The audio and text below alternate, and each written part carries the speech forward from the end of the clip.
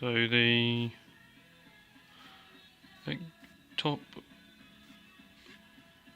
oil scraper ring gap should be, actually it's there at the moment, but it should be around here. I'll move that in a sec. Then the number 2 compression ring should be around the bottom here, which it is, but those two shouldn't line up. And then the number 1 compression ring, which is currently there, should be up to the top there.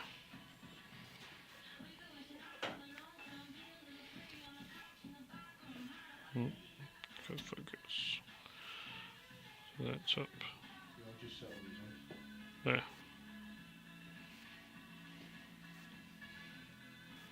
So that's pretty much correct, apart from that oil ring.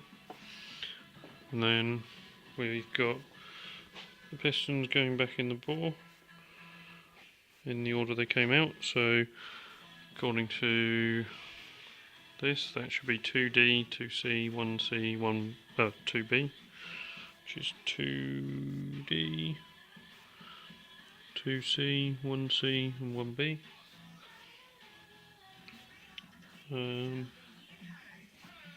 And then we can fit the crank bearings, conrod bearings, and check the oil gap.